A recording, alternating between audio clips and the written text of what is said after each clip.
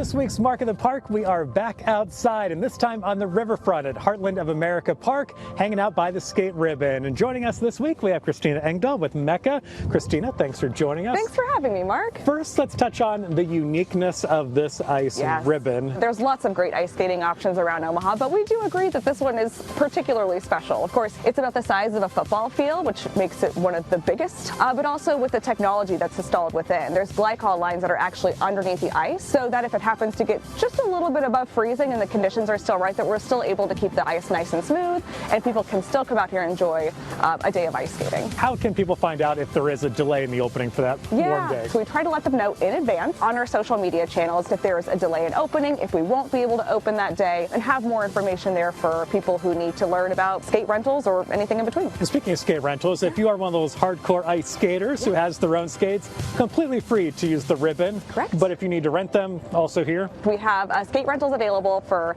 adults that are $5, and then for kiddos it's just $4. But like you said, if you have your own skates, yeah, you can come use a skate ribbon for free. And best or required to make an online reservation before you get here? Correct, yeah. So with ice skating, because it's been so popular last year. Which is great. Yeah, last year we welcomed something like 40,000 skaters. So yes, during ice skating we do require reservations, and then also everyone is required to fill out a skate waiver before they're able to step onto the ice. Obviously you can't say exactly how long the ice will survive this year, but hoping for a little bit later? Yeah, I was going to say, Mark, you tell us.